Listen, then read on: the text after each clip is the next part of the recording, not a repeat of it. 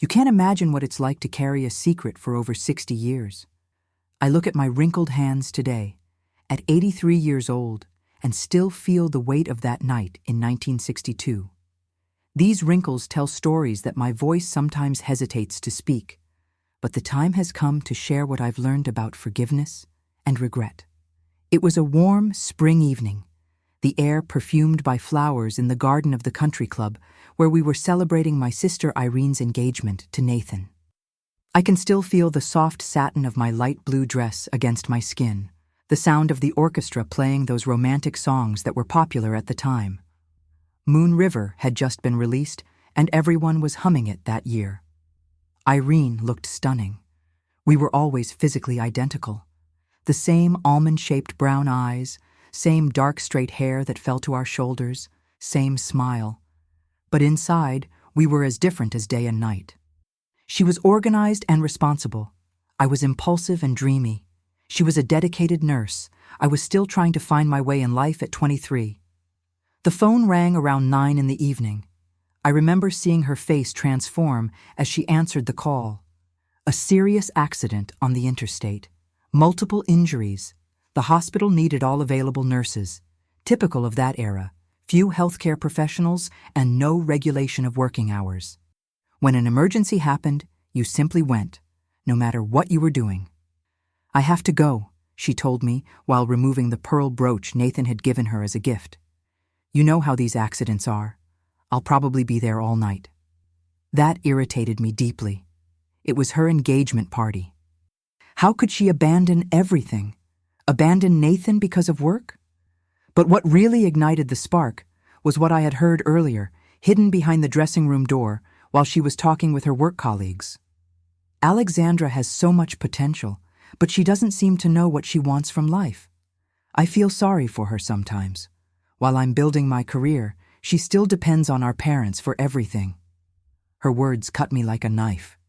Feel sorry for me? Who did she think she was to feel sorry for me? The anger fermented in my chest throughout the party as I smiled falsely at the guests, pretending everything was fine. When we argued before she left, I said horrible things that, if I could, I would have swallowed back. After she departed, I observed Nathan in the corner of the hall. He was with friends, drinking champagne excessively, celebrating his engagement even without his fiancé present. The wall clock marked almost 11, and many guests had already left. Only the closest remained. Some cousins, the tired parents saying goodbye to the last relatives, and Nathan's noisy group of friends. That's when the idea emerged, terrible and seductive, like a snake whispering in my ear. I still wonder how I allowed that vengeful thought to take hold of me. In the dressing room, I found a dress that Irene had set aside to change into after the ceremony. An emerald green model that matched the pearl brooch she had left on the vanity. I pinned my hair exactly as she wore hers. I put on the brooch and applied the dark red lipstick that was her trademark. The mirror returned the perfect image of her. Even our mother couldn't tell us apart if she was distracted. Nathan, already drunk and amid the confusion at the end of the party, would be easily fooled. I returned. "We managed to resolve the emergency faster than I thought," I whispered as I approached him from behind, touching his shoulder. His eyes, already clouded by alcohol, brightened when he saw me. He didn't suspect. He completely believed his fiancée had returned to him. The country club was one of those old mansions converted for events, with several suites upstairs where guests could rest or get ready. When I suggested we go upstairs to have a moment alone, away from the noise, he followed without hesitation. I'll never forget the smell of that room. A mixture of dried flowers and old wood. The dim light of the lamp cast dancing shadows on the walls, while the muffled music still played downstairs. Everything seemed unreal, as if I were living someone else's life, which, in fact, I was. What happened in that room lasted only a few minutes, but would change our lives forever. It wasn't as I had imagined. While in his arms, I felt a wave of guilt so intense I could barely breathe. I realized too late the monstrosity of what I was doing. When we finished, I made up an excuse. Said I was feeling unwell, that perhaps it was the stress from the hospital. I needed to leave. He seemed confused, but accepted it. I remember his words. "Rest, my love. We'll talk tomorrow." My love wasn't meant for me. It was theft, a cruel deception. I left the suite hurriedly, changed clothes, and with the help of a cab waiting outside, fled home before anyone could question me. I spent the night awake, alternating between tears of regret and moments of anger directed at my sister, as if I could justify my horrible act with the hurt I felt. The next morning, Irene returned exhausted from the hospital. I didn't have the courage to look her in the eyes during breakfast. She commented briefly about the emergency. 7 dead in the accident, more than 20 injured, an entire night of surgeries and emergency procedures. As she spoke, I internally shrank, guilt growing like a snowball. "Did Nathan call?" she asked casually, spreading butter on toast. I swallowed hard. "Not that I know of." "Strange. I'll call him later. He must still be sleeping after all that champagne." The following days were a nightmare of anxiety. Every time the phone rang, I jumped, fearing it was Nathan mentioning something about our night together to Irene. But surprisingly, he didn't call. Maybe he was so drunk he didn't clearly remember what happened. Or perhaps he was confused about why Irene had acted so strangely, leaving abruptly after being with him.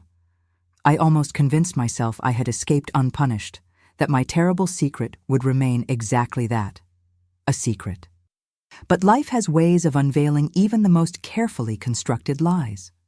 A week after the party, we were all at our parents' house for the traditional Sunday lunch. Nathan came to pick up Irene to take her to the movies afterward. While I was helping our mother with dessert in the kitchen, I heard fragments of their conversation in the living room. "So different from that night after the party," he was saying. "You seemed like another person, but I don't know. Impetuous." I dropped the spoon I was holding, my heart racing in my chest. It was as if the floor was disappearing beneath my feet. "What are you talking about, Nathan?" Irene's voice sounded genuinely confused. "What night after the party?" I ran to the living room, but it was too late. Nathan was already explaining in terribly specific details about the encounter in the suite, an encounter that, to his total shock, Irene had no memory of. Her face lost all color as he spoke. Her eyes, identical to mine, slowly turned in my direction, widening with devastating understanding. "It was you?" she whispered. Not as a question, but as a realization. "It was you that night." I couldn't answer. There was nothing I could say to mitigate what I had done. Nathan looked from one to the other, confusion gradually giving way to horror as he realized what had happened. "Irene, I swear I didn't know." "I never would have," he began, but she was already getting up, grabbing her purse, moving as if in a trance. "Don't follow me," was all she said before leaving, slamming the door with a force that made the windows shake. Our parents, drawn by the noise, entered the living room demanding explanations.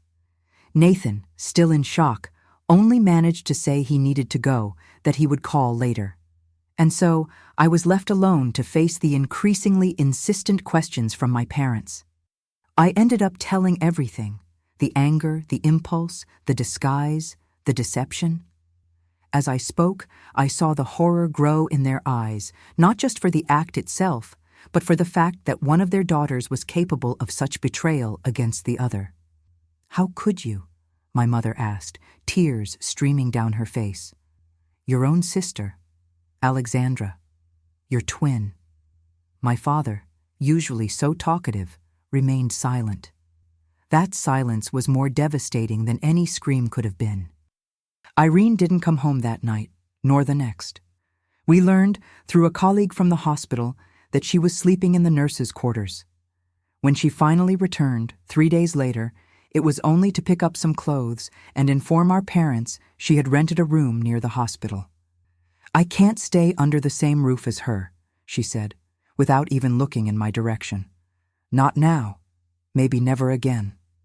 I tried to talk to her, to ask for forgiveness, to explain, though there was no explanation that could justify what I did. She would simply raise her hand, signaling silence, and walk away. 2 weeks later, we learned that Irene had permanently broken up with Nathan. He came to our house, looking like he had aged years in a few days. He wanted to talk to me, to clarify things, but what was there to clarify? I had deliberately deceived him. He had been a victim as much as Irene. "She doesn't believe I couldn't tell the difference," he said, his voice breaking. "How could I? You're identical, and I was drunk, but that doesn't matter to her.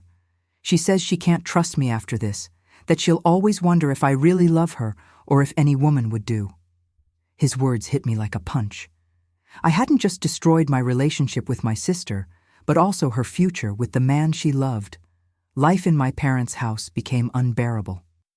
The constant looks of disappointment, the heavy silence at meals, the emptiness left by Irene's absence. All of this was a constant reminder of what I had done. So, I made a decision that at the time seemed the only possible way out. I would leave. On a June morning in 1962, less than 2 months after that fateful night, I packed my bags and took a bus to Boston, where a distant cousin had helped me get a job as a sales clerk in a fabric store. I left my parents a letter asking for forgiveness and explaining my decision. For Irene, I left only a simple note. "I'm sorry, more than I could ever express." And so I left behind everything I knew. My family, my home, the city where I grew up, carrying only some clothes and the crushing weight of guilt. I didn't know then that it would take almost 20 years until my sister would speak to me again, that a single moment of impulsiveness, an act of petty revenge, would alter the course of our lives in ways I could never have predicted. As the bus pulled away, looking through the window at the familiar streets that would soon give way to unknown landscapes, I couldn't help but think of the bitter irony of the situation. I, who had always envied Irene's independence, her ability to build her own life, was now forced to do exactly that. Not by choice, but by necessity. Not by achievement, but by escape. The road ahead seemed endless and lonely. I had no idea that this separation would last much longer than I could imagine, or that the path back to forgiveness would be so long and arduous. I only knew that I had made a terrible mistake and that now I would have to live with the consequences. As the bus continued its journey, taking me away from everything I loved, a single certainty pulsed in my mind. Nothing, not time, not distance, not even new relationships, would ever completely erase what I did that spring night in 1962. It was a mark I would carry forever, a constant reminder of the price of impulsiveness and the fragility of bonds we think are unbreakable. Boston in 1962 was a city in full transformation. The recently completed interstate had brought industries and a constant flow of people seeking new opportunities. I was just one more, though my motives were more about escape than hope. My first apartment, if you can call that tiny room with a shared bathroom, that was at the back of a boarding house run by Mrs. Clark, a widow with a shrill voice and a surprisingly generous heart. The rent consumed almost half of my salary at the Spring Fabric store, where I worked 6 days a week, from 8 to 7. "An educated young lady like you shouldn't be dispatching fabric and taking measurements," Mrs. Clark commented one morning while I was having coffee before leaving for work. "Don't you have family? Anyone who can help?" I swallowed the buttered bread with difficulty. "I do, but we needed some distance." She didn't insist. At Mrs. Clark's boarding house, each guest carried their own story of disconnections and new beginnings. We were all castaways trying to find solid ground again. The first weeks were of paralyzing emptiness. I woke up, worked, returned to the room, slept when I could. On nights of insomnia, which were frequent, I kept mentally replaying that night at the country club, torturing myself with what-ifs. What if I had simply swallowed my anger? What if I had talked honestly with Irene about how her words hurt me? What if I had never overheard that conversation to begin with? I allowed myself to write to my parents only a month after my departure. A short letter informing them that I was well, that I had work and housing. I timidly asked for news from home, especially about Irene. The response came 2 weeks later, written by my mother on her light blue stationery, her handwriting as impeccable as always. "We're as well as can be expected," she wrote. "Your father works a lot. As for Irene, she continues at the hospital. She was promoted to assistant nurse in the emergency ward. She's still living in the room she rented near work. She visits us on Sundays." No mention of whether she asked about me. None. "Send regards to your sister from me." Irene's silence was deafening even from a distance. At the end of the letter, my mother added, "Nathan was transferred to the bank's branch in New York. I think it's better this way. There are wounds that need distance to heal." I carefully folded the letter and stored it in the drawer of the small desk in the room. The last phrase continued echoing in my mind for days. Wounds that need distance to heal. Was that what I was giving Irene? Distance? Or was it just cowardice disguised as consideration?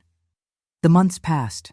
The work at the store, initially just a means of survival, began to genuinely interest me.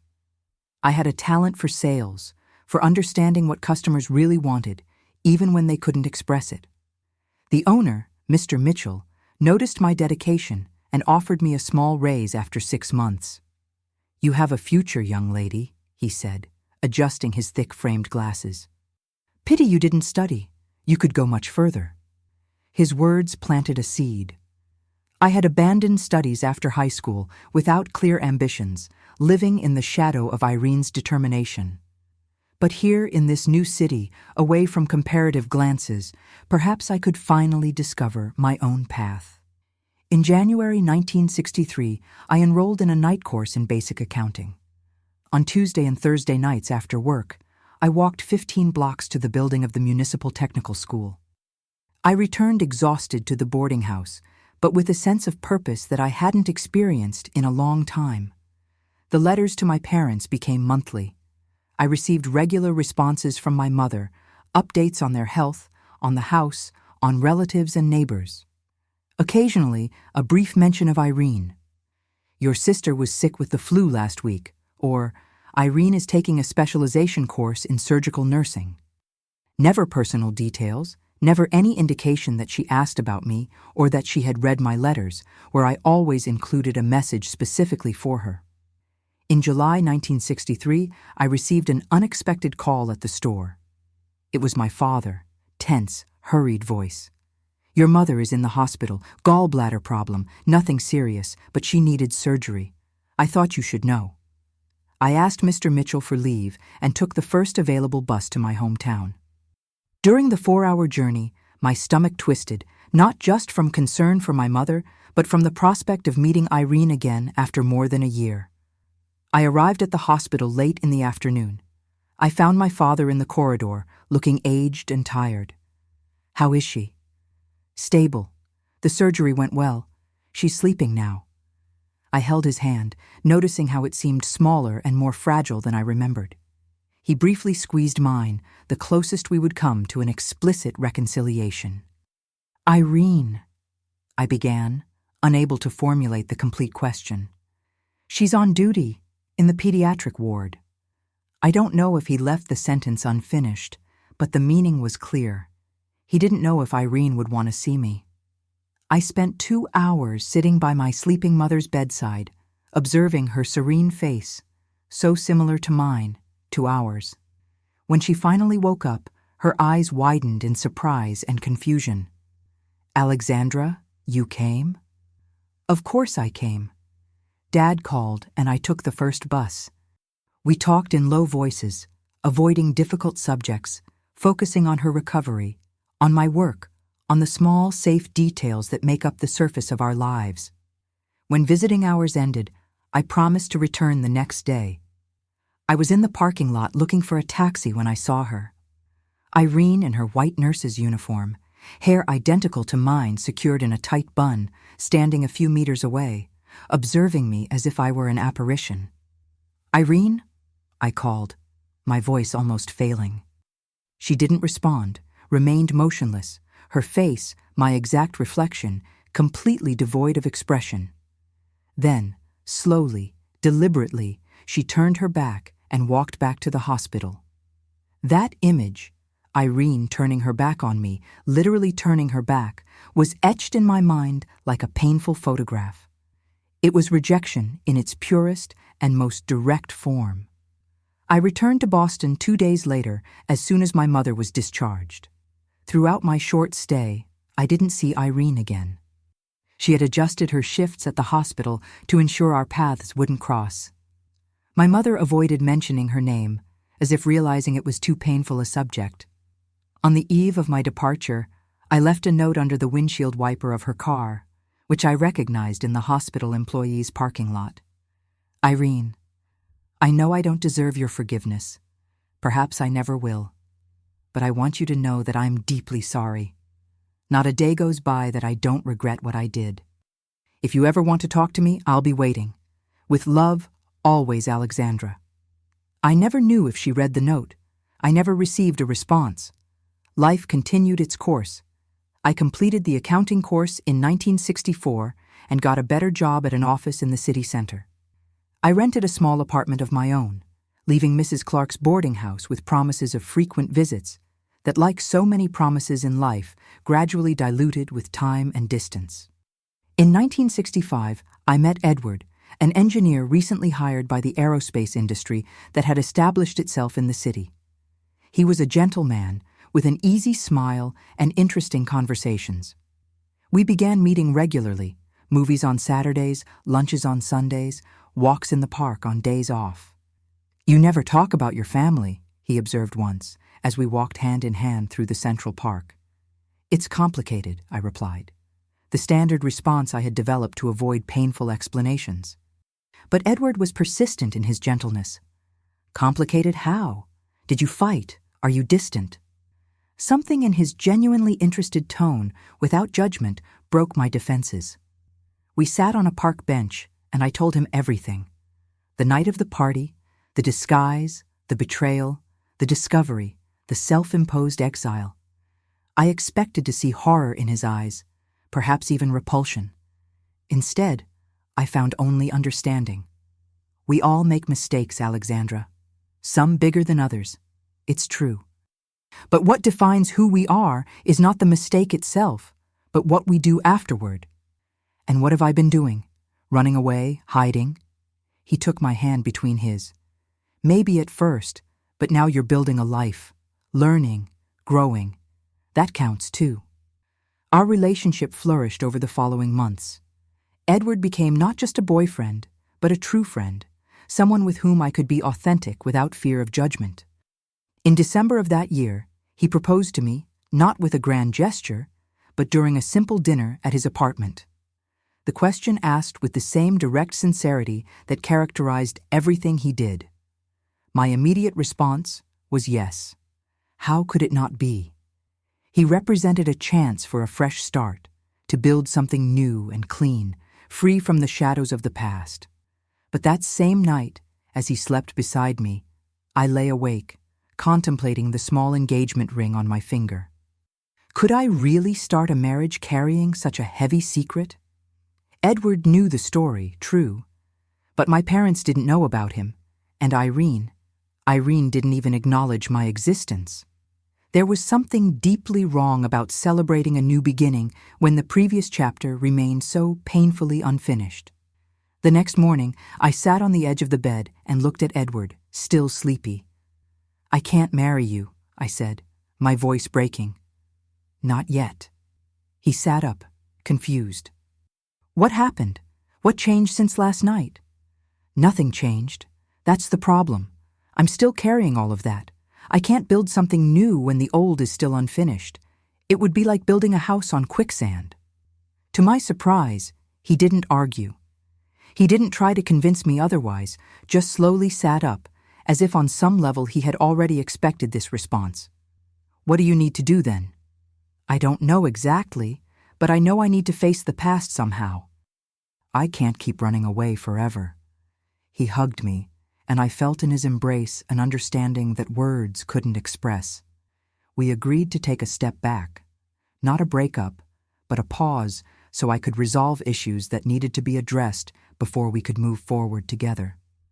The following week, I wrote the most difficult letter of my life, not to my parents, but directly to Irene, addressed to the hospital where she worked, since I didn't know her current residential address.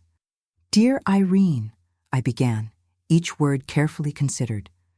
I know you probably don't want to read anything that comes from me. Maybe this letter will end up directly in the trash, and I wouldn't blame you for that, but I need to try. I need to say the things I've kept inside for so long. There's no justification for what I did, no explanation that lessens the severity of my betrayal.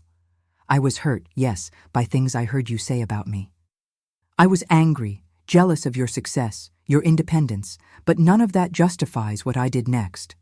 I betrayed not just your trust, but the special bond we shared as sisters, as twins. I destroyed your relationship with Nathan, caused pain to our parents, and finally destroyed my own life as I knew it. I don't expect your forgiveness. Maybe that's asking too much after everything, but I wanted you to know that not a day goes by that I don't think of you, that I don't feel your absence as a part of me that was torn away. We're two halves of a whole, Irene. We always have been, and living separate from you is like trying to breathe with just one lung. Recently, someone very special asked me to marry him. It should be the happiest moment of my life. But I've discovered I can't move forward, can't build a future while the past continues to weigh so heavily. I'm not asking you to love me again as before, just that maybe someday you'll find a way to see me, not just as the person who betrayed you, but as the sister who, despite everything, never stopped loving you. If you want to contact me, you know where to find me. If not, I'll understand. But know that no matter how much time passes, I'll always be here waiting. With love, despite everything, Alexandra. I sent the letter without great expectations. It was more an act of personal catharsis than a real attempt at reconciliation. After so much time, it would almost be a miracle to receive any response. The weeks passed. January gave way to February, which in turn yielded to March. I received no word from Irene. My mother, in her regular letters, mentioned nothing about a correspondence received by my sister. Edward, true to his promise, remained present in my life, though we had taken a step back in the relationship. Our meetings continued, but with a new understanding that there were unresolved issues that needed time.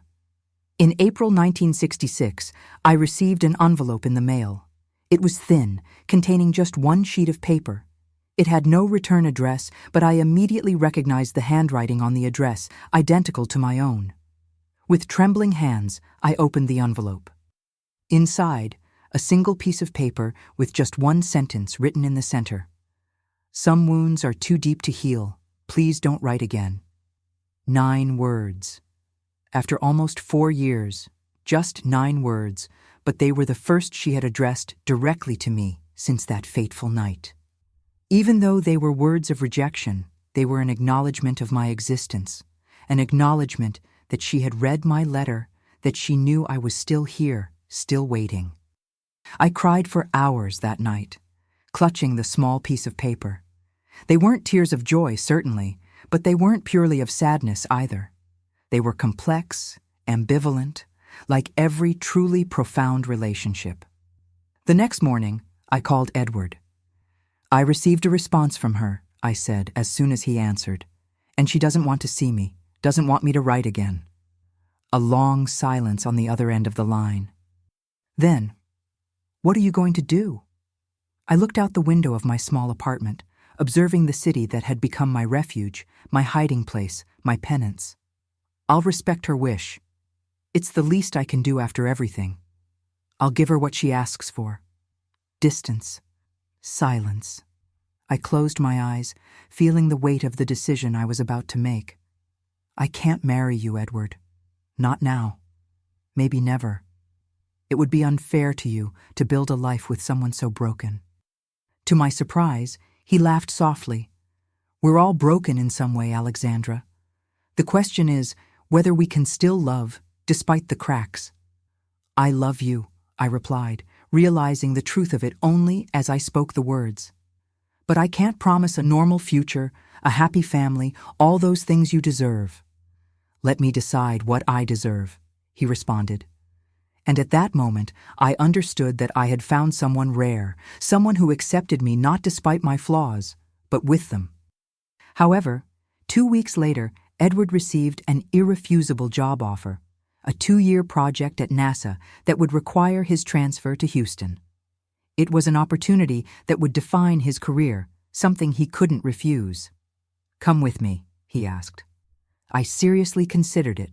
A new city, a new beginning. But something kept me in Boston. It wasn't just cowardice or habit. It was the proximity, even if relative, to my hometown, to my family, to Irene. It was as if I subconsciously needed to remain within a certain orbit, even at a distance. "I can't," I finally replied. "But that doesn't mean we can't try to maintain what we have. There are buses, weekends." But we both knew what usually happens with long-distance relationships. We promised to write, call, visit, and for a few months, we kept those promises. But gradually, inevitably, the distance did its work. The letters became more spaced, the calls briefer, the visits rarer. In November 1966, I received a call from Edward. His voice sounded different, hesitant, almost guilty. "I met someone," he said, without beating around the bush, always direct. "I didn't plan it. It just happened. I thought you should know from me, not from someone else." I felt a pang of pain, but surprisingly, not of jealousy or betrayal. It was more a regret for what could have been, for the future we almost had. "Does she make you happy?" I asked. "Yes," he replied after a brief hesitation. "But that doesn't diminish what we had, Alexandra. What I felt, what I still feel for you is real. I know, and that's why I'm happy for you, truly." When I hung up the phone, I didn't cry as I expected. Instead, I felt a strange sense of closure, as if a chapter was definitely concluded, allowing another to begin. That night, I wrote in my diary, "Today I lost something precious. But perhaps it's just the universe reminding me that some things aren't meant for us, that sometimes the price of our choices or our mistakes is the renunciation of certain futures. Edward deserves someone whole, someone without so much past to resolve. And I need to accept that, for now, my path is a solitary one, not by divine punishment or cruel fate, but simply as a natural consequence of the choices I made." The following years were of a peculiar loneliness, not desperate or bitter, but contemplative. I dedicated myself to work, progressing in the accounting firm where I had started as a junior assistant. I made some friends, though I never allowed them to get too close. I maintained regular contact with my parents through letters and occasional visits, always timed to avoid encounters with Irene. And so, almost without realizing it, 10 years passed since that fateful night. 10 years of self-imposed exile, of silent penance, of persistent but increasingly tenuous hope that someday, somehow, my sister would find in her heart space to, if not forgive, at least acknowledge my existence again. Time has a curious quality of accelerating as we age. The days of youth drag like thick honey, while the decades of maturity seem to slip through the fingers like water. The years between 1966 and 1972 passed like that for me. A blur of routines, small achievements, and a loneliness that became so familiar I almost stopped noticing it. In 1967, I was promoted to assistant manager at the accounting office where I worked. The better salary allowed me to move to a more spacious apartment, with a small balcony where I grew geraniums and basil. On summer nights, I would sit there with a book and a glass of wine, observing the lights of the city that had become my involuntary refuge, my chosen exile. My mother's letters continued to arrive regularly, updates on their health, on relatives, on changes in the neighborhood. My father occasionally added a few lines at the end, usually about politics or the performance of the baseball team he had followed since youth. The most notable absence in those correspondences was always the same: Irene. Not that my mother never mentioned her. There were occasional references, always brief and factual. Irene was promoted to head nurse of the emergency department. Your sister is taking a specialization course in Chicago. Irene moved to a new apartment, closer to the hospital. Never personal details, never any indication that she asked about me or even allowed my name to be mentioned in her presence. I kept my promise not to write to her again. It was the least I could do, respect her explicit wish for distance. But in every letter to my parents, I invariably included a message for her. If you see Irene, send my love. Tell Irene I think of her always. Small bottles launched into the sea with no real expectation of response. In mid-1970, when I was already 31 years old, I met Richard, a senior accountant transferred from Chicago to our office. He was a quiet man, recently divorced, with a young daughter he visited on weekends. We started as colleagues, evolved to friends, and gradually to something more. Our relationship was different from anything I had experienced before. There wasn't the youthful intensity I had with Edward, nor the urgency to build something. There was a mature calmness, a tacit understanding that we both carried scars. We both had complicated pasts that had shaped who we were. "You never talk about your family," he observed one night as we dined in my apartment. It was a distant echo of the same observation Edward had made years before. This time, I told the story with more emotional detachment, as if talking about something that had happened to someone else. The night of the party, the disguise, the discovery, the self-imposed exile. I reported everything with an objectivity that surprised me. Richard listened in silence, occasionally nodding, his face revealing more curiosity than judgment. "How many years has it been now?" he asked when I finished.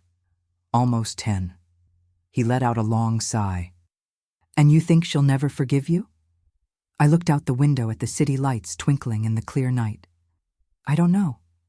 Maybe it's asking too much. Or maybe you're punishing yourself more than she would ever ask for." His words stayed with me for days, reverberating in my mind at the most unexpected moments. Could it be that my self-exile had transformed from penance to habit, that the time for reconciliation had already arrived? But I was too stuck in my role of penitent to realize it.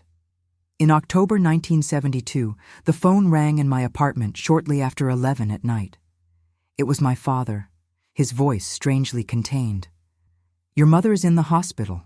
She had a stroke. The doctors aren't optimistic." I felt the floor disappear beneath my feet. "I'm coming. First bus in the morning. Alexandra." He hesitated, as if carefully weighing the next words. "Irene is here at the hospital. She's the one coordinating the medical care." My heart raced. After almost 11 years, I would finally be face to face with my sister again. Not in a casual and avoidable encounter like that time in the hospital parking lot, but in circumstances that would require interaction, communication. "I understand," I replied, trying to keep my voice firm. "It doesn't matter. I need to be there." The bus journey the next morning seemed endless.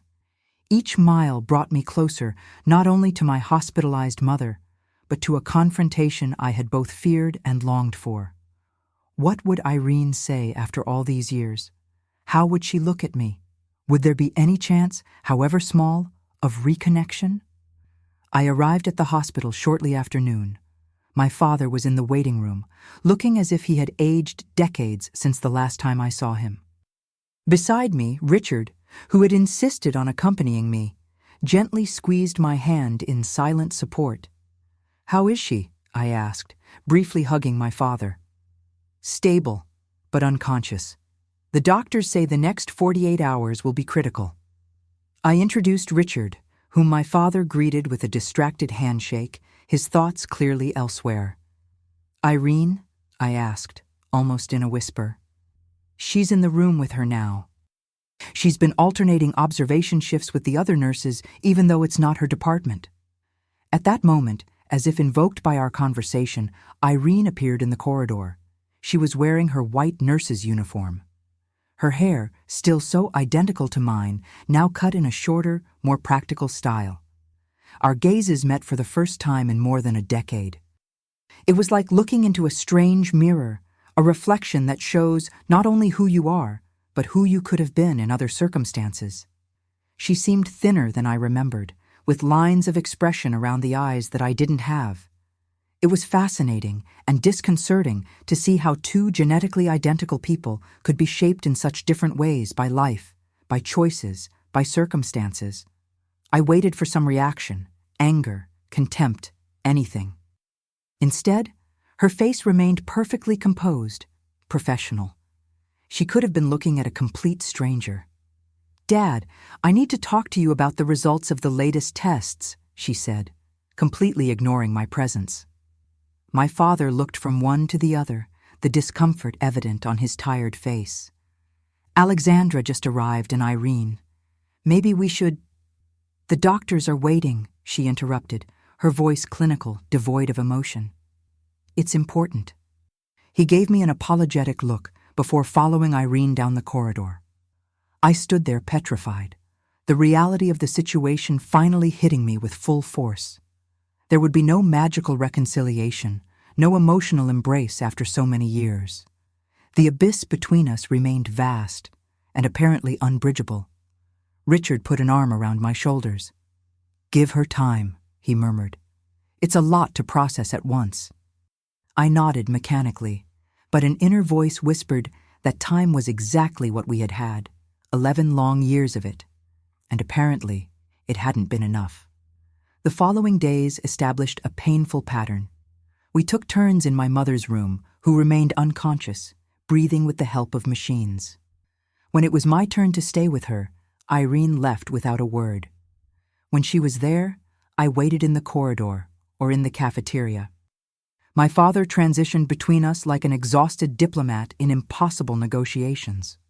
On the third night, I found Irene alone in the hospital cafeteria. It was late, almost midnight, and the place was practically deserted. I hesitated at the entrance, considering retreating, but something, courage or desperation, made me move forward. I sat at her table without asking permission. She raised her eyes from her coffee cup, her face impassive. "We need to talk," I said, surprising myself with the firmness in my voice. "Not for me, not for you. For Mom, for Dad. They don't deserve this." She took a sip of coffee, her eyes, so identical to mine, studying me with cold evaluation. "There's nothing to be said. Irene, please, it's been 11 years. It's been—" "And how much longer will it last? How much longer will you punish me?" "Punish yourself?" A flash of something, anger perhaps, or simply irritation, crossed her face before disappearing under the mask of indifference. "I'm not punishing anyone. I simply chose to continue my life without you in it."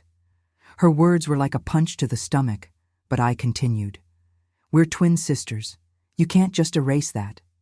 You erased it when you decided to impersonate me that night." It was the first direct reference to the incident in all these years.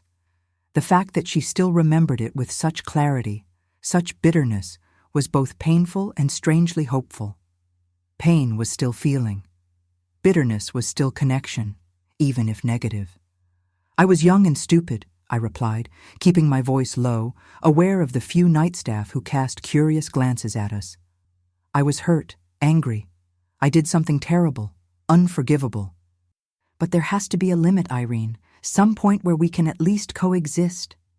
She finally placed the cup on the table, her eyes fixed on mine. "We are coexisting now, aren't we? I'm here, you're here. We breathe the same air. What more do you want?" "I want my sister back," I replied simply, my voice breaking. For a moment, so brief that afterward I wondered if I had imagined it, something softened in her gaze. A microscopic crack in the wall. Then, as quickly as it appeared, it vanished. "Your sister died that night," she said, rising. "Accept that, and we'll move forward, each on her own path." She left the cafeteria, leaving me alone with a feeling of crushing defeat. I had nurtured a small hope that this forced reunion by circumstances might open some door, however small. Now that hope seemed as fragile as my mother's health. On the 5th day, there was a slight improvement. Mom briefly opened her eyes, recognized my father, weakly squeezed my hand when I talked to her. The doctors, cautiously optimistic, suggested that the worst might have passed. I was in the corridor outside her room when I heard raised voices coming from inside, my father and Irene arguing. "It can't continue like this," he was saying, his voice tired but firm. "Your mother will fully wake up soon. What do you intend to do? Alternate visits so you're never in the same environment as your sister?" "Yes, if necessary." "And when she asks why her daughters aren't together at her bedside, what will I say? That even after 11 years, you two can't get over this? Tell the truth, that some betrayals are unforgivable." A long sigh from my father. "You know what's unforgivable, Irene. Wasting the time we have with the people we love. Your mother almost died this week. I could have gone before her. Life is too short for this kind of eternal grudge." "It's not a grudge." Her voice sounded defensive. "Now it's self-preservation." "Nonsense," retorted my father with a rare vehemence in his usually mild temperament. "It's wounded pride and fear. Fear of getting close and being hurt again. You don't understand." "I understand perfectly well, more than you imagine. We all make mistakes, Irene, some worse than others. Your sister made a terrible one, true, but she's been paying for it for more than a decade. How long is enough? When does the sentence end?" I moved away from the room, not wanting to be discovered eavesdropping. My father's words echoed in my mind, especially the final question. When does the sentence end? It was something I had asked myself countless times over the years. My mother continued to gradually improve in the following weeks. After 15 days of hospitalization, she was transferred to a regular room.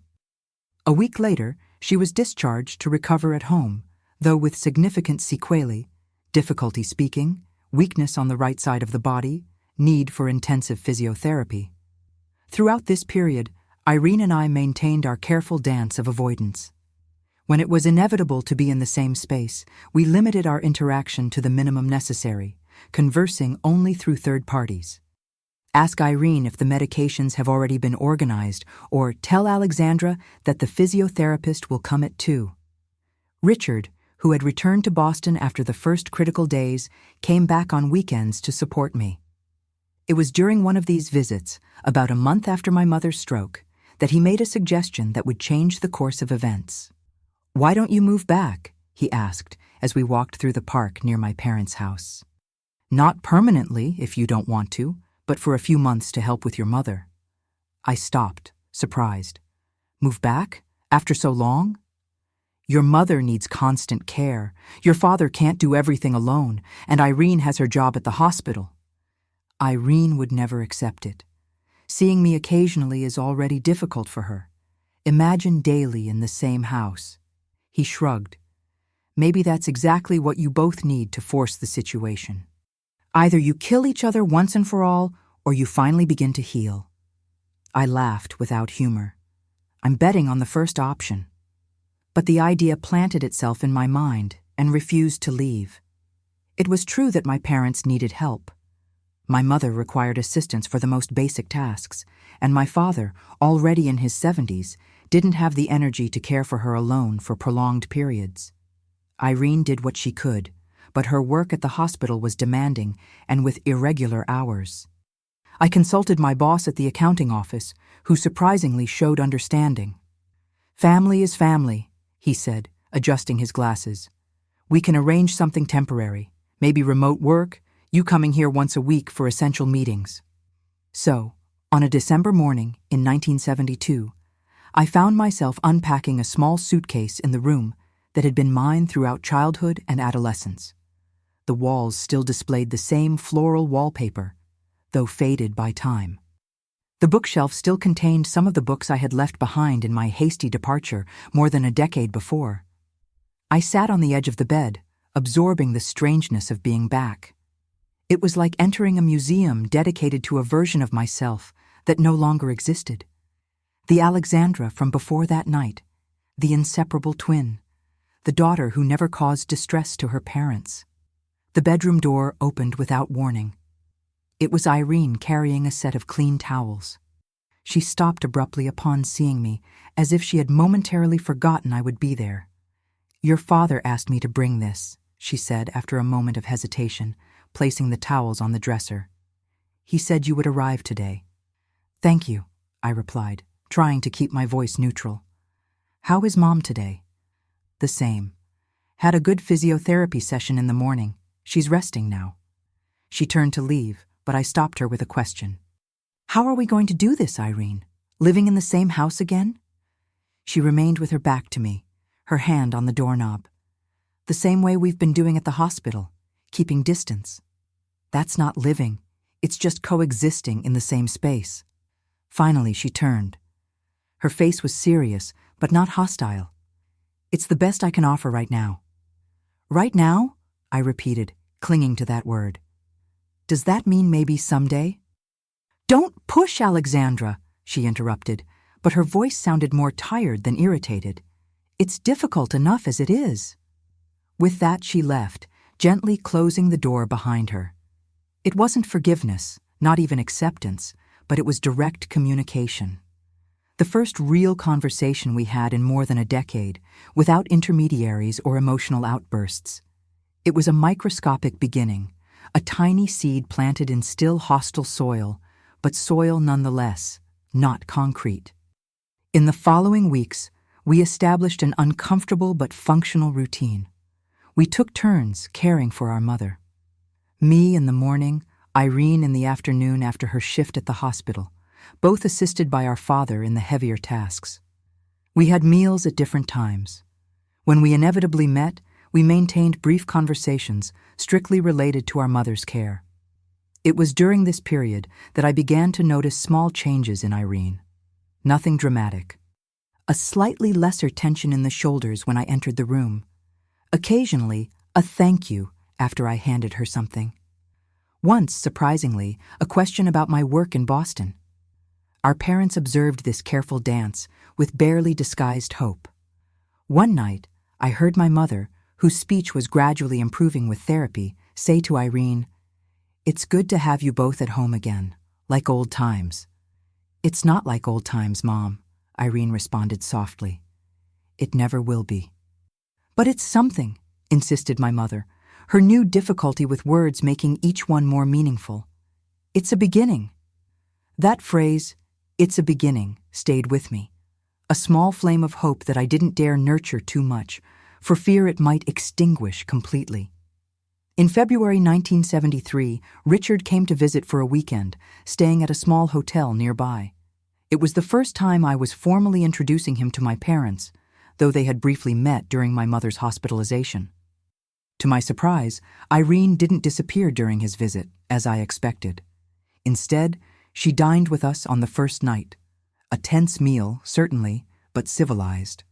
I observed how she discreetly studied him, evaluating the man who had entered my life. After dinner, while I was helping my mother prepare for bed, I heard Irene and Richard talking on the porch. I couldn't distinguish the words, just the low murmur of their voices. When he left later that night, he seemed thoughtful, but not disturbed. "What did you talk about?" I asked while accompanying him to the car. "You," he replied simply. She wanted to know my intentions. "As if she were my father," I commented, between amused and indignant. He smiled slightly. "Actually, it was comforting. She cares, even if she doesn't admit it." His words planted a new seed of hope in my heart, small, fragile, but persistent. Perhaps, just perhaps, the ice was finally beginning to melt, albeit slowly. In early March, I received an unexpected proposal from the accounting office where I worked. A new branch would be opened in my hometown, and they offered me the manager position. It would be a significant promotion, with a better salary and the opportunity to assemble my own team. "They're offering me this because of the situation with my mother," I commented to Richard on the phone. "It's a gesture of kindness." "Perhaps," he agreed. "But also because you're competent and they don't want to lose you. Will you accept?" I hesitated. The offer was tempting for practical reasons. I could continue helping my parents without sacrificing my career. But there were deeper implications. Accepting would mean establishing myself permanently in the city, no longer as a temporary visitor, but as a resident. It would mean officially declaring that my exile had ended, with or without Irene's forgiveness. "I don't know," I replied honestly. I need to think, and I need to talk to Irene. The opportunity for this conversation arose a few days later. It was late at night, and I found her in the kitchen preparing tea. My parents had already retired. I sat at the table, gathering courage for what I needed to say. I received a job offer, I began, straight to the point, here in the city, permanent. She continued with her back to me, slowly stirring the tea. And I wanted to know how you would feel if I accepted, if it would be acceptable to you for me to return definitively. Irene finally turned, cup in hand, her face, my older reflection by a few minutes, studying me with an expression I couldn't completely decipher. Why are you asking me this? It's your life. Because I don't want to make yours more difficult than I already have, I replied simply. If my presence here is unbearable for you, I'll find another solution to help our parents. She took a thoughtful sip of tea. Mom is improving, but she still needs care. Dad is aging. I can't do everything alone with my schedules at the hospital. It was a practical answer, not an emotional one, an assessment of needs, not feelings, but it was something. So, you don't object? She sighed, placing the cup on the table. I won't lie and say it will be easy. It won't be. There are moments when looking at you still hurts, still reminds me of everything I lost. I felt my heart tighten. I know that nothing I say or do can undo what happened. I know that you may never forgive me completely, but I'm willing to accept whatever you can offer, even if it's just tolerance. A long silence followed, with only the ticking of the kitchen clock marking the passage of time. Finally, Irene spoke, her voice softer than I had heard in years. Accept the job, Alexandra. We'll find a way to make this work. It wasn't forgiveness, it wasn't reconciliation, but it was permission to return home, to try to rebuild some kind of relationship, however tenuous it might be. And after almost 11 years in the desert of exile, it was more than I had ever expected to receive. Thus, in the spring of 1973, more than a decade after my hasty departure, I officially returned to my hometown, no longer as a temporary visitor or prodigal daughter, but as an adult, establishing a new beginning. The road ahead still seemed uncertain, full of challenges and difficult conversations, but for the first time in many years, I felt that perhaps, just perhaps, there was a path back, not just home, but to my sister. The seasons changed 3 times since my definitive return to my hometown. The new accounting office was established and thriving with a small team of 5 people under my supervision. I had rented a comfortable apartment 10 minutes by car from my parents' house, close enough for frequent visits, distant enough to maintain the independence necessary for all of us. My mother's recovery had reached a plateau. Physiotherapy had brought significant progress in the first months, but now the improvements were almost imperceptible. She walked with the help of a cane. Speech remained hesitant, with long pauses between words, and the right arm maintained a stiffness that limited her movements. Still, considering the initial severity of the stroke, the doctors considered her recovery a relative success. My relationship with Irene remained on uncertain ground. We met regularly at our parents' house, where both of us went on alternate days to help with care. We talked briefly about practical matters, without ever touching on the past or anything remotely personal. It was a fragile truce. Not a true peace, civilized coexistence, not reconciliation. Richard came to visit me almost every weekend, staying at my apartment. Gradually, he was accepted into the family routine. Occasional dinners at my parents' house, small walks with my mother through the garden, conversations about politics with my father. Even Irene gradually relaxed in his presence, perhaps because he represented a welcome neutrality, someone without connection to our shared past. It was on a Sunday afternoon in November 1973 that something changed. We were all on the porch of my parents' house, Richard and my father playing chess, my mother napping in her favorite rocking chair, Irene and I sitting in silence, each with her book, maintaining the usual distance. Suddenly, my mother emitted a strange sound. Her body stiffened, eyes rolled back, and she began to have violent convulsions. "Mom!" I shouted, running to her. But Irene was already there, her medical training taking control instantly. "Turn her on her side," she ordered, her voice calm but firm. "Richard, mark the time. Dad, call an ambulance. Alexandra, hold her legs. Don't let her hurt herself." We worked together as if we had never been apart, our movements synchronized by something deeper than training or instruction. When the ambulance arrived, 8 minutes later, the convulsions had ceased, leaving my mother unconscious, but breathing regularly. "I'll go with her in the ambulance," said Irene, already gathering the bag with our mother's medical documents. "You'll come in the car?" "No," I interrupted, surprising everyone, including myself. "We'll both go. Dad and Richard can meet us there." She hesitated only a moment before nodding.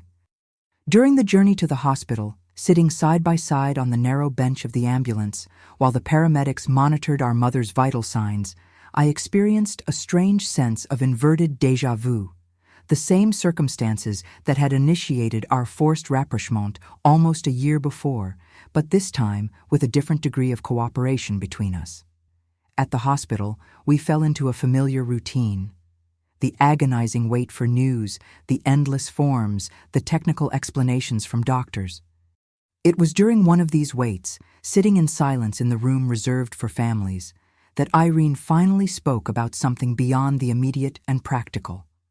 "Remember when Mom had appendicitis? We were what, 13 years old?" The question caught me so off guard that it took me a moment to respond. "Yes, we stayed up all night afraid she would die. Dad tried to convince us to sleep, but we refused. We made a pact," I recalled, the memory coming back vividly, "that as long as one of us stayed awake watching, nothing bad would happen." A ghost of a smile passed across Irene's face. What absurd logic. We were children. Yes. She looked at her hands, fingers intertwined, tight. We were. The silence that followed was different from the previous ones, not loaded with tension and resentment, but with shared memories of a past that, despite everything, still belonged to us. My mother was diagnosed with post-stroke epilepsy, a relatively common complication, the doctors explained. With proper medication, the seizures could be controlled, but the risk would remain. This meant a new layer of care, an even more attentive vigilance. The following night, after a long day at the hospital, Irene and I met again in our parents' kitchen. She was preparing coffee while I organized our mother's new medications, who had been discharged under the condition of returning immediately if there were any new seizures. "I'll need to reorganize my shifts at the hospital," she commented, more to herself than to me. "Maybe I can switch to the day shift permanently. That way I'd be free at night, when the side effects of the anticonvulsants are most intense." "I can adjust my schedule too," I offered. "The office is mine now. I can delegate more.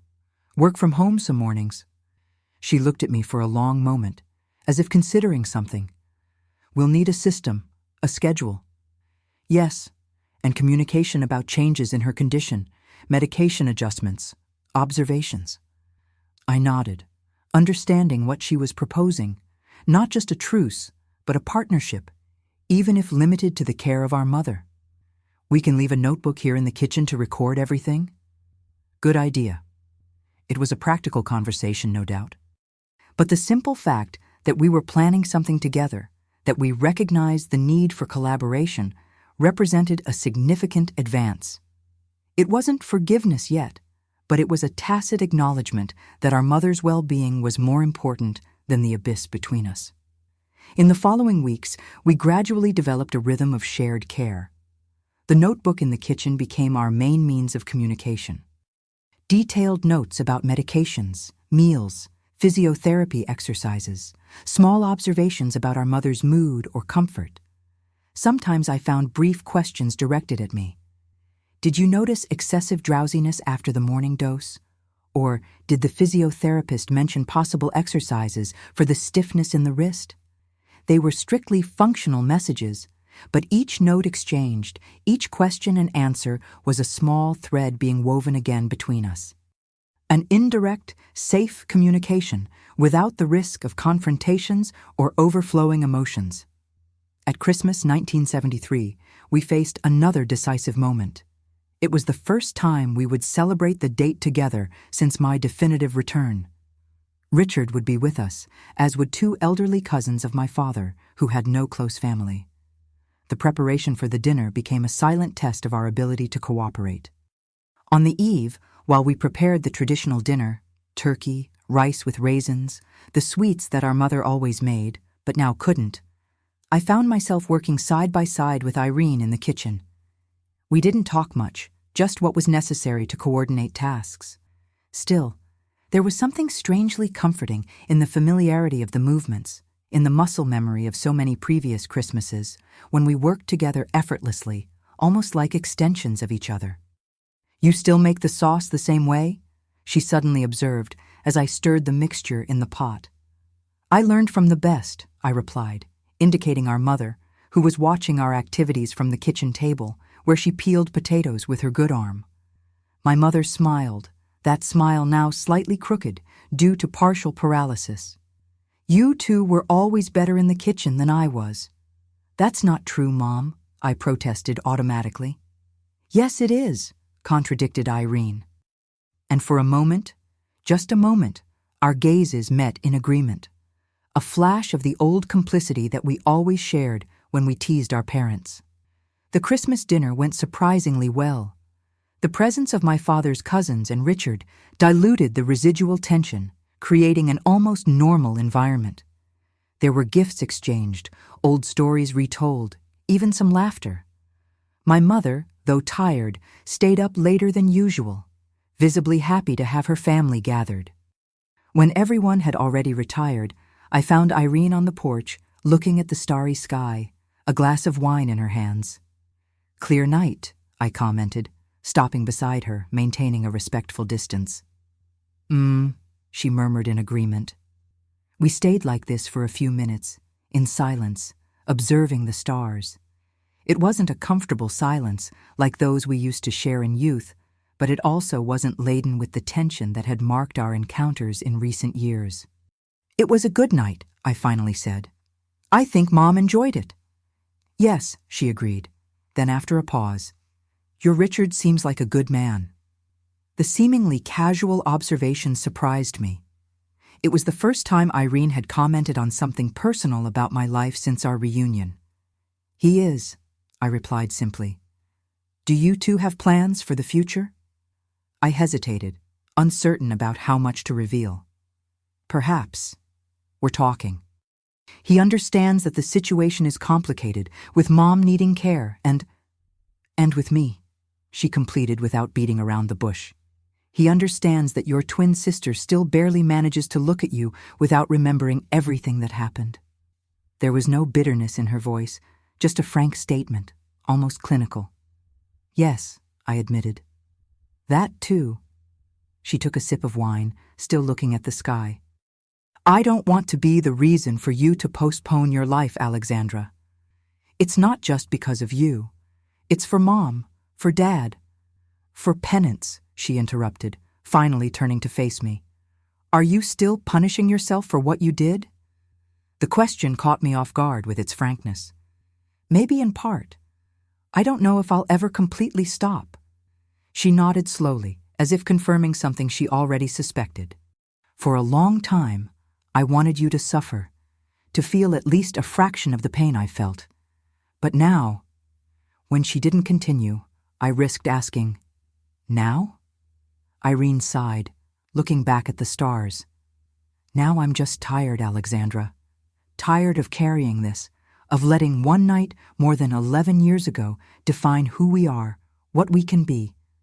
I felt my heart accelerate, barely daring to believe what I was hearing. "What are you saying?" "I'm not saying I forgive you," she clarified quickly. "I'm not even saying I can forget. I'm just saying that maybe it's time to try to move forward, somehow." They were simple words, almost banal in another context, but coming from Irene after so long, they carried the weight of a monumental concession. "I would like that," I replied, keeping my voice controlled, fearing that any excessive demonstration of emotion could break this fragile moment. "Very much." She just nodded, finishing her wine in a single gulp. "Good night, Alexandra." "Good night, Irene." When she retired, I remained on the porch for a long time, trying to process what had just happened. It hadn't been a dramatic reconciliation. There had been no emotional embraces or tears of forgiveness. Just a small acknowledgement that perhaps, just perhaps, there was a path forward for us. The beginning of 1974 brought significant changes. In February, Richard accepted an offer to transfer permanently to our city, taking over the financial directorship of a local industry. In March, after a careful conversation with my parents and an even more delicate one with Irene, I accepted his marriage proposal. "It will be something small," I explained to Irene during one of our shift changes in caring for our mother. "Just close family, a few friends in the garden of the new house we're buying." She listened without visible expression, methodically arranging our mother's medications in the organizer box. "When?" "June, probably, after the basic renovation of the house is completed." I hesitated before asking the question I had mentally rehearsed for weeks. "Would you like to come, if you feel you can?" "No," she replied immediately, continuing her task with the same concentration as always. When she finally spoke, her voice was controlled, but not cold. "I'll think about it." I didn't press. Even that response, not an immediate refusal, represented immense progress compared to where we were a year before. April brought another crisis. My father, who had been complaining of chest pains for a few weeks, suffered a heart attack while working in the garden. It was Irene who found him, who performed the first aid, who accompanied him in the ambulance while I stayed behind with our mother, waiting for Richard to arrive to take us to the hospital. This time, there was no hesitation or discomfort in our cooperation. We worked like a well-synchronized team, I taking care of the practical arrangements, forms, contacts with relatives, while Irene used her medical knowledge and her connections at the hospital to ensure our father received the best possible care. During the long hours of waiting, after the emergency surgery, we sat side by side in the waiting room, fatigue temporarily bringing down the remaining barriers between us. "He'll be fine," said Irene, more to herself than to me. "He's strong for his age, always has been." "How will Mom handle this?" I worried. "She depends so much on him." "We'll have to reorganize everything. Maybe hire professional help now." Or, I began hesitantly, "I could move back temporarily until both are more stable." She looked at me in surprise. "And the wedding? The new house?" "It can wait. Family comes first." Something softened in her gaze then, not exactly forgiveness, but a recognition, perhaps, that the Alexandra sitting beside her was no longer the impulsive and selfish young woman from 11 years ago. "It won't be necessary," she said after a moment. "We can take turns as we've been doing, and now there's Richard, too. With a good system, we'll manage." It was more than a refusal of my offer. It was an affirmation of confidence in our ability to work together, to solve problems like adults without the need for dramatic sacrifices. My father survived, though the recovery was slow and difficult. His convalescence, superimposed on my mother's chronic condition, created a new reality for all of us. The house that had for so long been a symbol of safety and stability transformed into a small, improvised medical center. Boxes of medications, monitoring equipment, detailed calendars of treatments and consultations. In the midst of this new intensified routine, something unexpected occurred. Small conversations began to emerge between Irene and me, not just about the care of our parents, but about other things, comments about the weather, about recent news, even brief discussions about movies or books. Nothing deep or personal, but normal, everyday interactions that slowly filled the abyss that had for so long existed between us. On a particularly challenging afternoon in May, when my father had a relapse that thankfully didn't prove serious, I found Irene in the backyard, sitting alone on the old swing that our father had built for us as children. I approached cautiously, uncertain if my presence would be welcome. "May I sit?" She indicated the space beside her. The swing had been built for 2 small children, but it still accommodated, though tightly, 2 adult women. We sat in silence for a few minutes, the light creaking of the chains, the only soundtrack. "Remember when I broke my arm here?" she suddenly asked. The memory emerged instantly. The two of us, at 9 years old, competing to see who could swing higher, Irene losing balance, the scream, the arm at an impossible angle. "I remember feeling the pain as if it were my own arm," I replied. She looked at me in surprise. "You never told me that." "You were too busy screaming," I tried to joke, testing the waters. To my surprise, a small smile appeared on her face.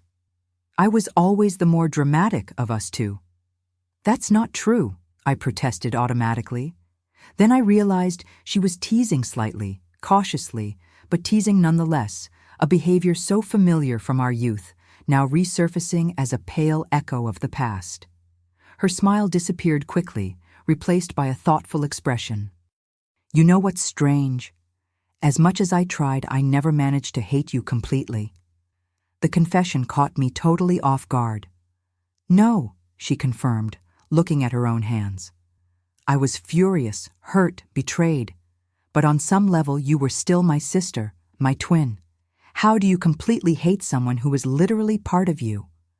I felt tears forming, but I held them back. This moment was too fragile to be flooded by emotion. "I'll come to your wedding," she said abruptly, changing the subject. "If the invitation is still open." "It is," I replied, barely managing to hide my surprise and joy. "It always was." She nodded, getting up from the swing. "Well, I need to go back. I promised Dad I'd play cards with him before dinner." As I watched her walk back to the house, I felt something I hadn't experienced in a very, very long time. Genuine hope. Not the fragile and desperate hope I had nurtured in the first years after our separation, nor the cautious hope of recent months, but something more solid, more real. The road ahead would still be long and complex, no doubt.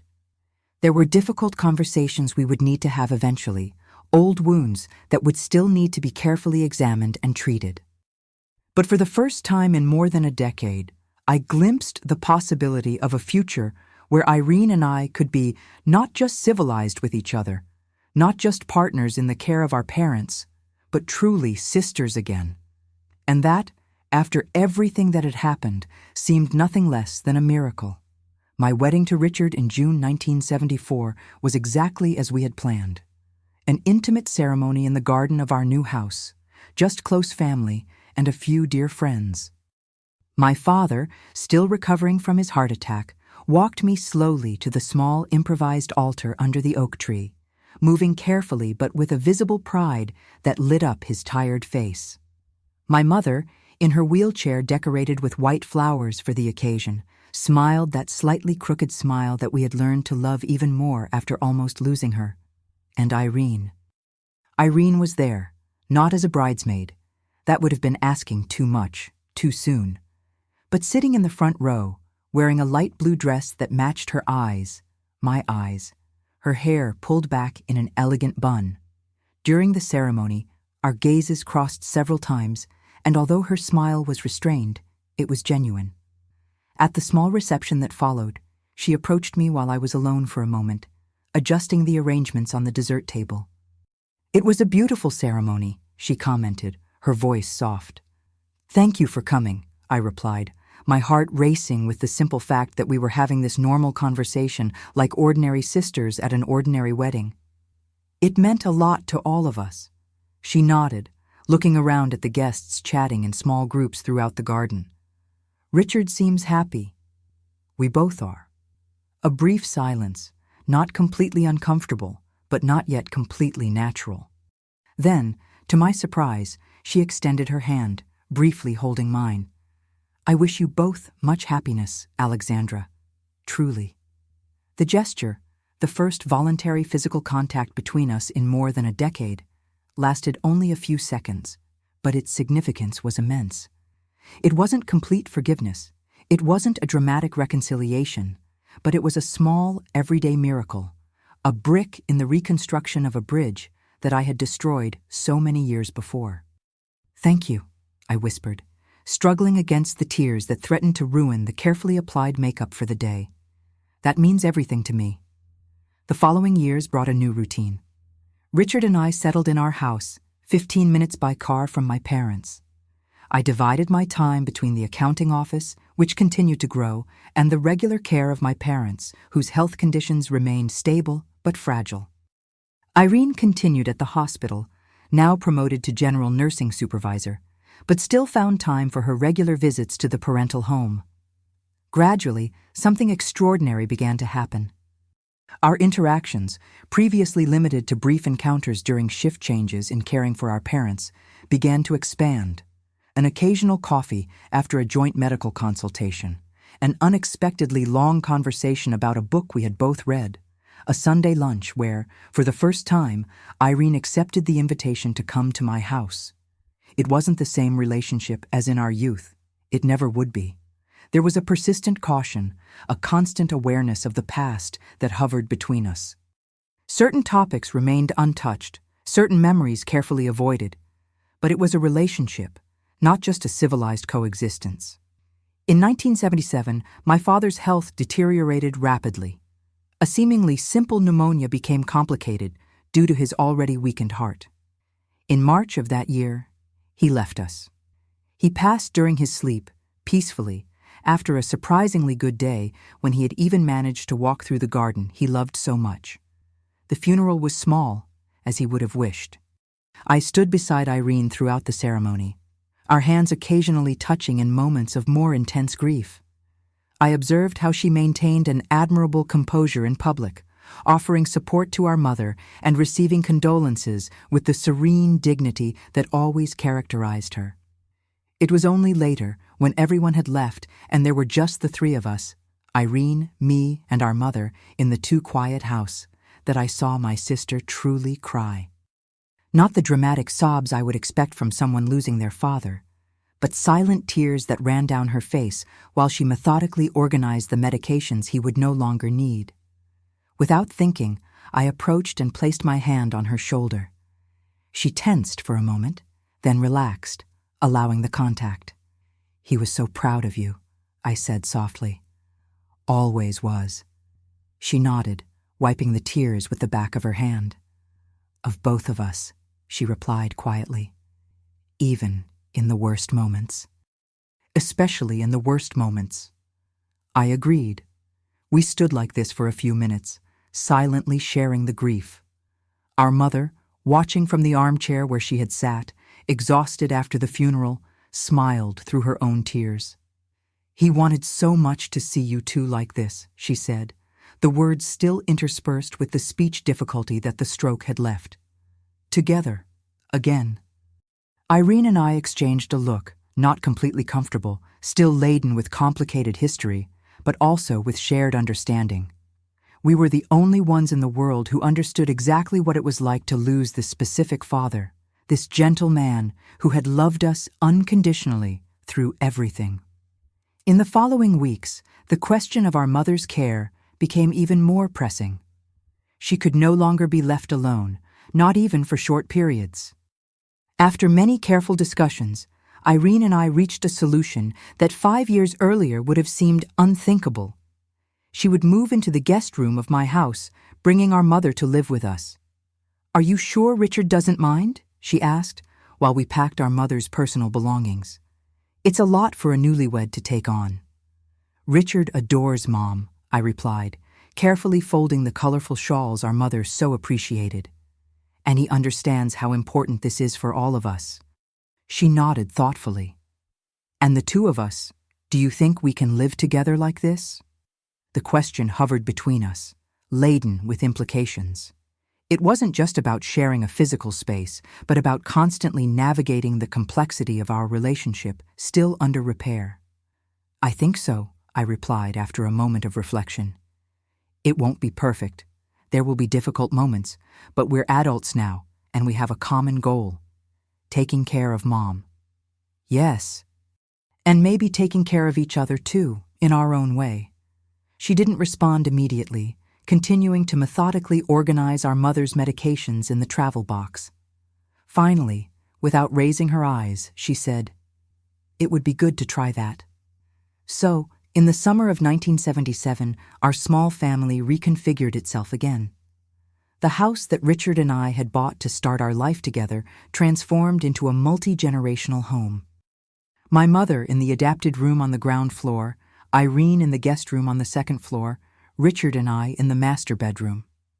The first months were challenging, as expected. Different habits, conflicting routines, needs for privacy. All this created small daily frictions that required constant adjustments.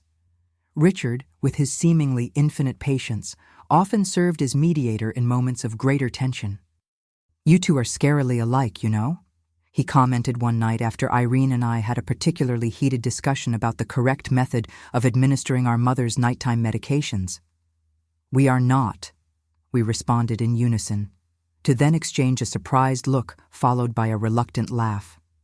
That's how healing happened, not in big dramatic moments of forgiveness, but in small moments of mutual recognition, of shared humanity, in the gradual discovery that, despite everything that had occurred, we were still, in many fundamental aspects, reflections of each other. On a particularly significant afternoon in December of that year, I found Irene sitting alone on the back porch, observing the soft rain that fell on the garden. I approached hesitantly, always conscious of the invisible boundaries that still existed between us. "May I sit?" She indicated the chair beside hers. We remained in silence for a few minutes, just observing the rain, the rhythmic sound of drops on the roof creating a quiet soundtrack for that moment. "It's his birthday today," she finally said. "Nathan's." The rarely mentioned name between us hovered in the air like a materialized ghost. I felt my body automatically tense, preparing for the pain that always accompanied any mention of the past. "How do you know?" I asked, surprised, not just by the comment, but by her having voluntarily initiated this delicate topic. "I always knew," she replied simply. "Some dates remain engraved, no matter how much time passes." I felt insecure about how to respond, fearing saying something that might close this unexpectedly open door. "Do you know what happened to him?" she continued, still looking at the rain. "After he left?" "No," I admitted. "I never sought to know. It seemed inappropriate." She took a sip of the tea she held between her hands. "He married an elementary school teacher, from what I heard. Has 2 children now. Lives in Chicago." "How did you find out?" "A former colleague from the hospital saw him a few years ago. He asked about me." "And you never thought about looking for him?" She slowly shook her head. "No. That door closed a long time ago for both of us." We remained in silence again, but it was a different silence now, not loaded with things unsaid, but with a shared acceptance of the past that couldn't be changed. "You know what's funny?" she finally said, turning to look at me directly. "For years, I blamed you exclusively for what happened, but over time, I began to see my part in it all." "Your part?" I asked, confused. "You didn't do anything wrong, Irene." "Not on that specific night, no, but before. The things I said about you to my colleagues, the way I often made you feel inferior, less capable. It wasn't fair." Her words caught me completely off guard. In all the scenarios I had imagined for our eventual reconciliation, I had never considered that Irene would assume any part of responsibility. "That doesn't justify what I did," I replied firmly. "Nothing would justify it." "No, it doesn't," she agreed. "It doesn't justify, but it helps explain. We were young, Alexandra, immature. Me with my arrogance and sense of superiority. You with your impulsiveness and insecurity. A dangerous combination." I couldn't contain the tears that began to run. "I thought we would never talk about this. Not really." "I thought so too," she admitted. "Living in the same house, seeing you day after day, caring for Mom with such dedication, made me realize we needed to eventually face this to truly move forward." "Do you forgive me then?" I asked, barely daring to breathe. She considered the question for a long moment. "I'm working on it," she finally responded, with honesty and characteristic directness. "It's not a yes or no process, you know? It's gradual." There are days when I look at you and still see that night, still feel that betrayal. And there are days when I look at you and see just my sister, my twin. I nodded, understanding perfectly. That's fair. What I know for sure, she continued, is that I don't want to spend the rest of my life carrying this hurt. It's exhausting for us both. I agree, I said softly. She extended her hand then, not to hold mine, but offering it in the space between us. After a moment of hesitation, I placed my hand on hers. We remained like this for some time, this simple contact saying more than words could express. The following years brought a continuous and gradual evolution in our relationship. There were occasional setbacks, discussions that resurrected old hurts, moments when the past seemed suddenly too present, but there were also constant advances, deeper conversations, shared laughter, even some inside jokes that only we understood, like in the old days. In 1980, I received a surprising invitation from Irene. She had been invited to give a lecture on professional ethics to nursing students and wanted me to participate, sharing my perspective on impulsive decisions and their long-term consequences. "Are you sure?" I asked, genuinely shocked. This would mean talking about everything. Not in specific details, she clarified. We don't need to expose our personal lives, but the essence. How seemingly momentary choices can alter entire trajectories. How remorse and forgiveness work in practice, not just in theory. I think it would be valuable for these young people. I accepted, nervous, but also strangely honored by her trust. The lecture was a transformative experience, not just for the students who listened attentively to our carefully constructed presentation, but for us too.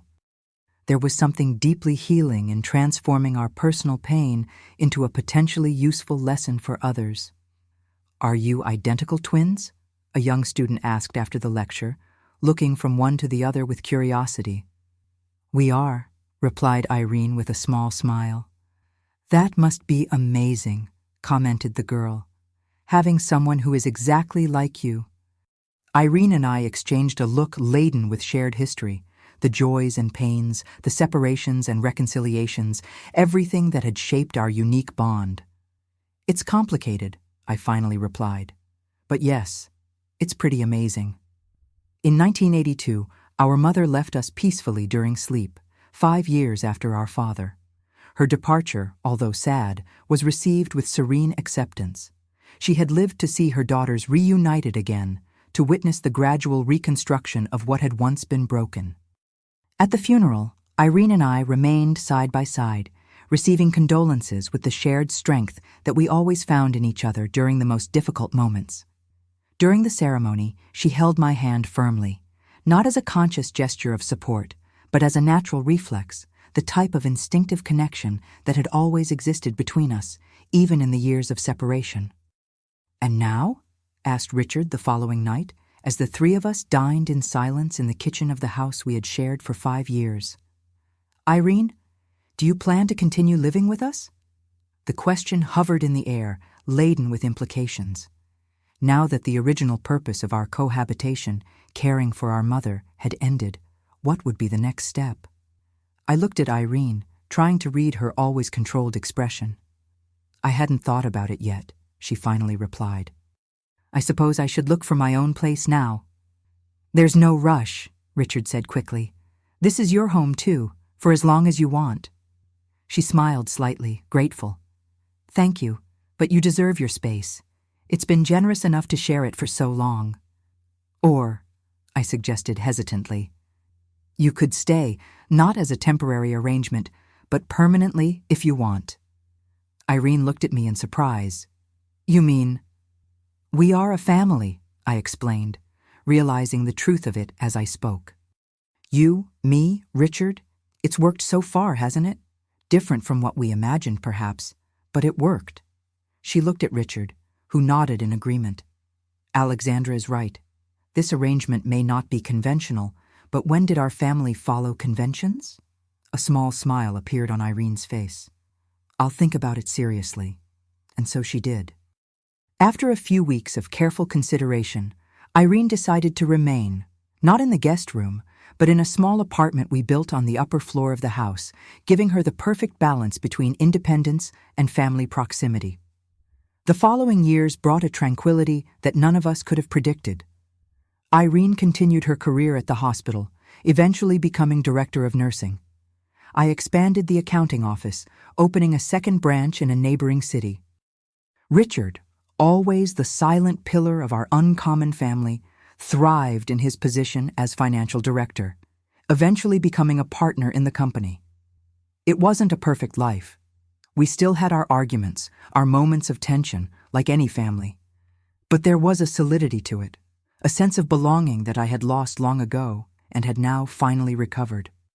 On a particularly quiet Sunday afternoon in 1986, Irene and I sat on the porch drinking tea and watching the soft rain that fell, an echo of that crucial conversation years earlier. We were both in our 40s now, the first gray threads appearing in our still so similar hair. "Do you think we'll ever completely forget?" I asked, without needing to specify what I was referring to. She considered the question with the careful reflection that always characterized her thought process. "No," she finally replied, "not completely.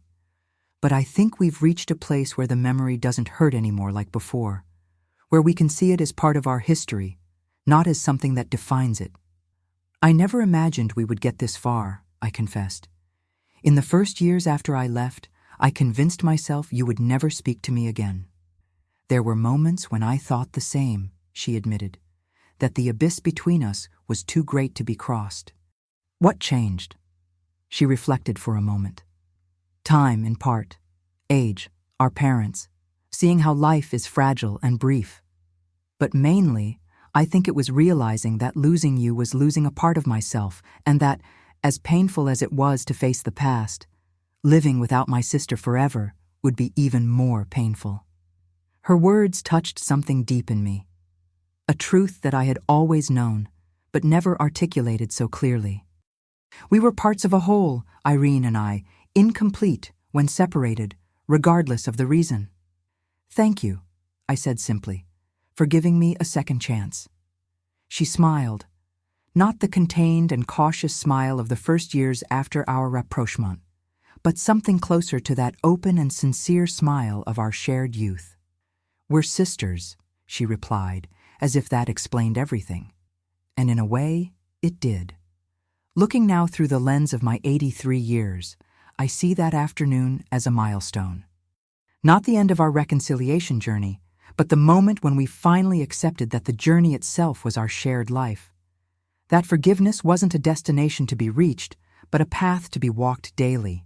That being sisters, being twins, meant accepting both the similarities and the differences, both the joys and the pains that came with this unique bond.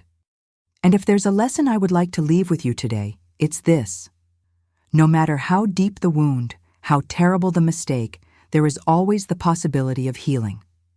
Not a perfect healing, without scars, but one that allows us to move forward, to build something new and valuable from the ruins of what was broken. Because in the end, it's not our mistakes that define who we are, but what we do after them. The courage to face them honestly, the humility to ask for forgiveness, the patience to rebuild, brick by brick, what we once destroyed, and the wisdom to value what we recovered even more deeply, precisely because we almost lost it forever. Well, my dears, that was the story of how my sister Irene and I managed to rebuild our relationship after the worst mistake of my life.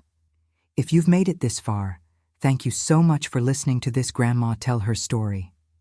Don't forget to leave your like on the video. It's very important for me to know that my story touched your heart.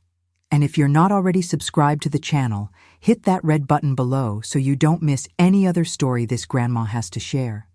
There's so much I've learned in 83 years of life, and I want to share it with you. Leave in the comments which part of the story moved you the most, or if you've experienced something similar.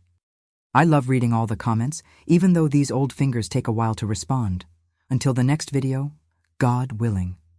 May He bless you and your family.